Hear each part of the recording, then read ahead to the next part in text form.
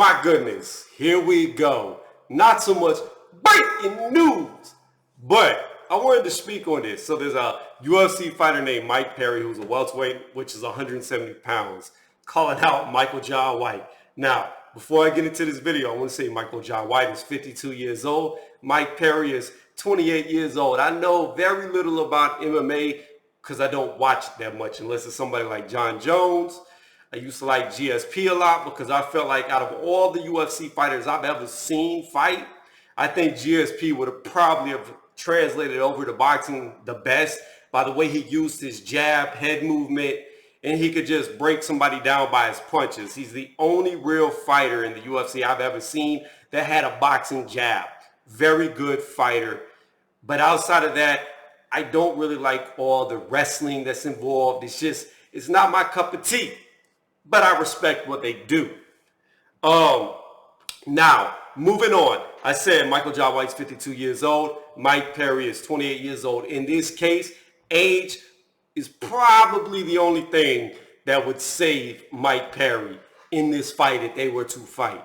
Now, this is what I want to touch on. As somebody who has boxed before, been in there, as somebody who's been sparred with pros, as somebody who's been around other people who have fought professionally, I can tell you this. It is ridiculous to think just because you box, just because you do MMA, just because you're a professional, that you could just beat anybody because they're not a professional fighter. Let's go back in time, not too far back, real fast to Houston. Adrian Broner, professional fighter, maybe a future Hall of Famer, makes huge money, went in there with greats like Manny Pacquiao. Guess what? He thought he could fight a rapper and got his ass whooped in a strip club. Got his ass whooped. That's what the reports say. You never heard him come out saying that it didn't happen. So that leads me to believe that it actually did happen. There's a professional boxer got slumped up in a street fight by a guy we don't even know if he fights. He might have only had some street fights. But here's the thing. When it comes down to it, in a real fight, there ain't no weight class. Nobody's going to say, hold on, man, let me lose some weight real fast. I think Michael Jai White walks around at like 220-ish. He looks about 220 at about, I didn't really Google to see how tall he was. I just know how old he is because I like the movies he's in. And whenever I hear him talk about fighting, he gives good advice. I mean, he should. He's got 8 black belts. So he knows a little something about combat. You know what I mean? It's ridiculous. But I'm getting off base. The thing is, nobody in a bar is going to be like, hold on, let me lose 30 pounds real fast so I can fight you. Let me lose 50 pounds real fast so I can fight you. It's not how it goes down.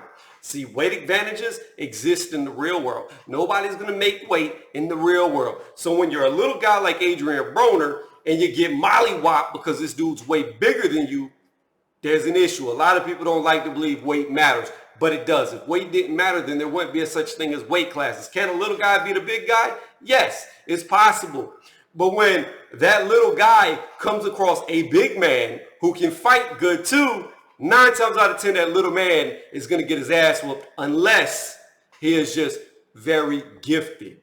There's very few individuals who are small who could keep up with bigger men who are just as talented. That little man has to be much more talented. He's got to have something going for him. He's got to have the speed of Roy Jones Jr. He's got to have the power of Mike Tyson. There's got to be an it factor with that person when he comes across somebody who's just as good, just as experienced as he is to win a fight against a much bigger man. A lot of times you see videos, swole guy gets beat up by skinny guy. Dumb as fuck. Because the guy who looks like he's muscular might not know how to fight. The big fat guy or tall guy who gets his ass whooped by the short skinny guy might not know how to fight. See, in a street fight, you don't know what people's experiences are. You don't know if they're the average Joe, a weak guy, a strong, you don't know nothing about them. You don't know if they've ever been in a fight before. So of course, when you have somebody who knows how to fight, they're always going to beat somebody who doesn't know how to fight 90% of the time. That's just the facts. Now, back to Michael Jai White. Again, I will restate. If Michael Jai White wasn't 52 years old and Mike Perry wasn't only 28, I would say Michael Jai White gonna beat the fuck out of this dude, because Mike Perry's 170 pounds. I had to look it up, which means he probably walks around at maybe 185, 190 at the biggest. Michael Jai White again is about 220s. It's 6'6'1". You never know about their real height because Hollywood height always increases, but I can tell you he's every bit 220. So you got a guy like Michael Jai White, and I'm not going to tarnish his name because I don't think his name can be tarnished by it, but clearly he's jacked out of his mind, meaning he's on some type of enhancer, which means that even at 52 years old, he's still internally going to have the energy. I'm trying to say this without saying it. He's going to have the energy of a young man because of what he's taking to keep his physique. So with that being said, Mike Perry's not running up on a normal man who's not training all the time. Now you got to ask yourself, what does it take to be a fighter? What is a fighter? Well, a fighter is just that. Anybody who fights. What's a professional fighter? Somebody who professionally fights. Can a professional fighter lose to a guy who fights? Hell yeah. Because in the real world, men are not created equal. They're not. No matter how good you want to be, you might never be as good as somebody who doesn't even try. Usain Bolt can sit on the couch for weeks on end and beat 90% of people who want to be sprinters without even training. The same can be said for fighting. Michael Jai White has got tons of experience. Just because he never went in there and professionally fought, because he did movies, he was always on the scene in Hollywood, whether it's a stunt man or an instructor or choreographer, it doesn't matter. He found another way to make money. Now, he might be in love with the art of fighting, of martial arts, but he didn't have to go in there and get his head beat in to make money, to be accomplished. So maybe he enjoyed doing movies more than he enjoyed going in there and fighting, because he did full contact, karate, all those tournaments, which isn't the same as fighting, but it is in the aspect of you see punches and kicks coming at you. So you're working on your agility, your timing, getting in and out of the way. Here's the thing. When anybody trains at anything, they don't have to be a professional to be good at it. You could be in the backyard right now, coming back to the Usain Bolt analogy, running sprints nonstop. You just sprinting. You know all the methods of getting your hip flexors stronger and etc. And you've trained yourself. You've never raced professionally, but you could go out there and beat somebody like Usain Bolt. It's possible. And maybe you just didn't want to do track. Maybe you didn't want the fame. Maybe you didn't, for whatever reason, you just chose not to do it. That's like, it's just ridiculous to think that because somebody is a professional fighter that they're going to beat every dude who trains in a gym. Every dude who has a passion for, say, fighting, but just doesn't want to do it professionally for whatever reason. But they still do everything a professional does. They still train. They still spar. Obviously, Michael Jai White has tons of experience, and especially in something like MMA where, you know, experience in different fields increases your expertise. So to have 8 different black belts and 8 different sets of fighting shows you that he has numerous knowledge. He's got a plethora of knowledge of fighting, of combat. So in MMA aspect, if they were to fight, which I highly doubt they will, because again, Michael Jai White's 52 years old. If he loses to Mike Perry in a fight, it's going to be the fact that he's 52 years old. If they were to fight Michael Jai White, like you said, you could DM me. We can meet up at the gym, which means there's not going to be no drug testing. There ain't going to be no weigh-ins. So he's not going to drop weight to fight this dude. He's going to fight him like you would fight him at the bar. So again, I will restate what my purpose of this video is. You do not have to be a professional fighter to be a good fighter. You could train like a professional, and you might even be able to beat 90% of the professionals out there. You might even be able to beat a world champion out there, but for whatever your own reasonings are you just didn't want to go. But that doesn't mean that individual who chooses, like Michael Jai White, not to do it professionally can't fight. It doesn't mean that they can't beat a pro. It doesn't mean they might not be better than 90% of the pros out there. And it doesn't mean they might not be better than the world champion in that sport. See, you have certain people who are gifted, God-given gifts. If they choose not to use that gift, then it is what it is, but it doesn't diminish the fact or take away from the fact that they still have that God-gifted ability. So if somebody like Mike Perry runs up on Michael Jai White, he might get something that he doesn't want. See, the thing is, and I'm saying this because it's MMA related, because you can throw punches, throw kicks, throw elbows. When you see Michael Jai White throwing his kicks, they're not fake. There's not a stand-in leg that's throwing the kick for him. Everything he does, he's actually doing, which shows that he has an ability to do it. Prime example of this is Jean-Claude Van Damme. Jean-Claude Van Damme was never, well, he actually was. He had full contact karate tournaments that you can look up. Only one loss. He came back to win their fight by knockout. Damn near every win he had was by knockout in full contact karate where people don't get knocked out. So he was a movie actor. He decided to go into movie acting versus continuing to fight. And he very well could have been a world champion. When you see Jean-Claude Van Damme throw kicks, they're the most beautiful kicks you'll see. I've never seen anybody throw a kick better than Jean-Claude Van Damme, to be honest with you. And I've seen a lot of people kick over the internet. A lot of people. And Jean-Claude has the best kicks. You can't take that away from them. Yes, they might be movie actors. Yes, they might be in Hollywood. But the shit that they're doing, they're actually doing it.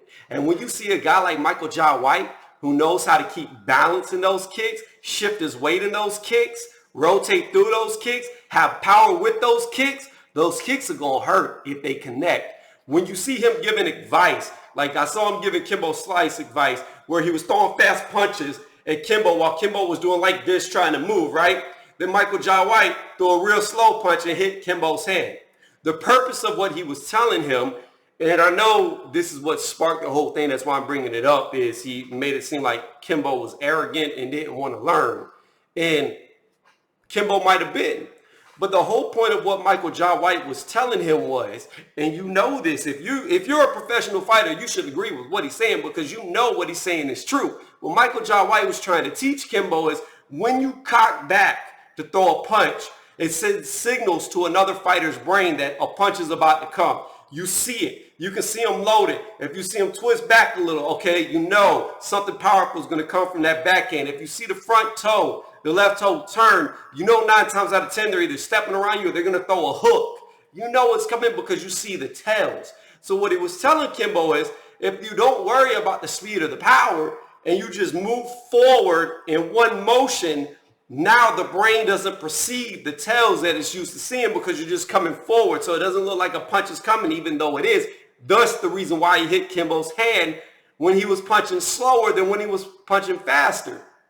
So the whole notion this Mike Perry dude's trying to say that, oh, he could beat Michael Jai White because Michael Jai White never had a professional fight is just fucking stupid. And anybody who thinks pro fighters are just going to beat any person out there in a fight because they're pro fighters are fucking stupid. They are. They're dumb. They're really dumb. Because I guarantee you there's football players out there that would demolish some of these world champions in a street fight. Destroy them. Completely obliterate them.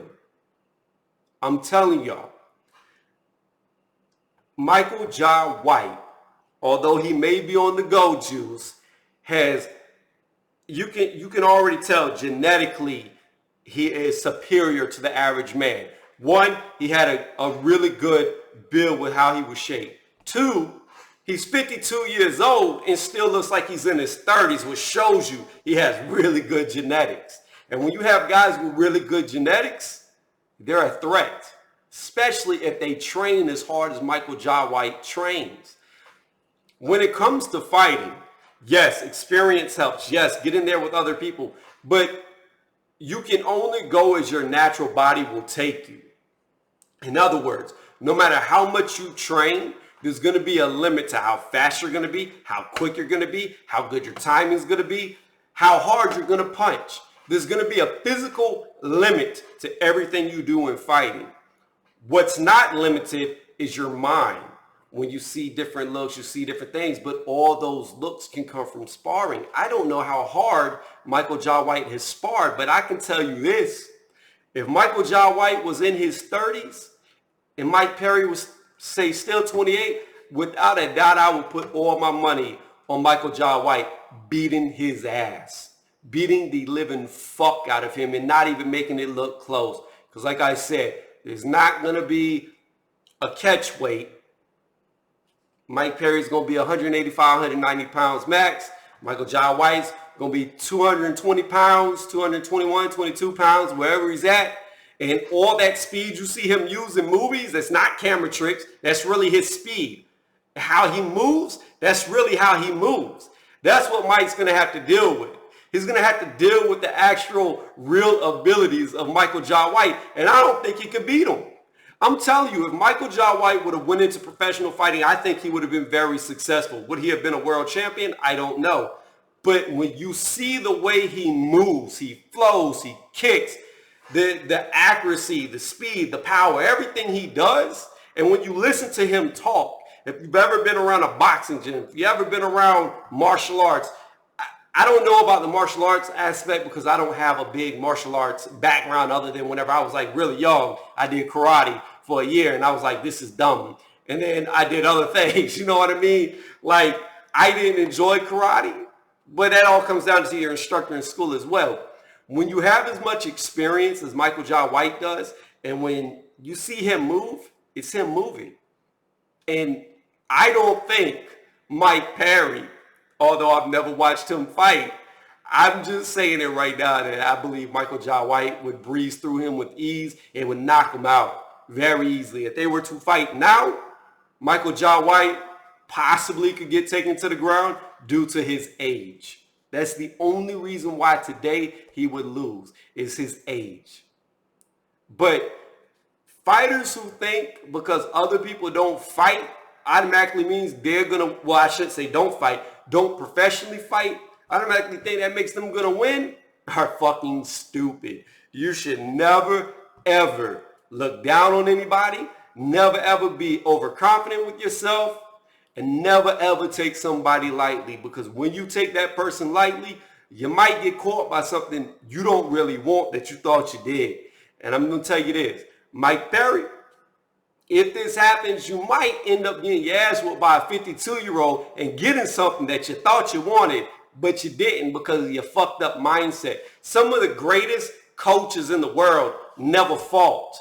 Just because the coaches never fought doesn't mean they don't have a good mind for fighting. Just physically, they didn't have the body for it. But if you put, like, for instance, let's take Freddie Roach. If you took Freddie Roach's mind and put his mind in Pacquiao's body, he might have been better than Pacquiao.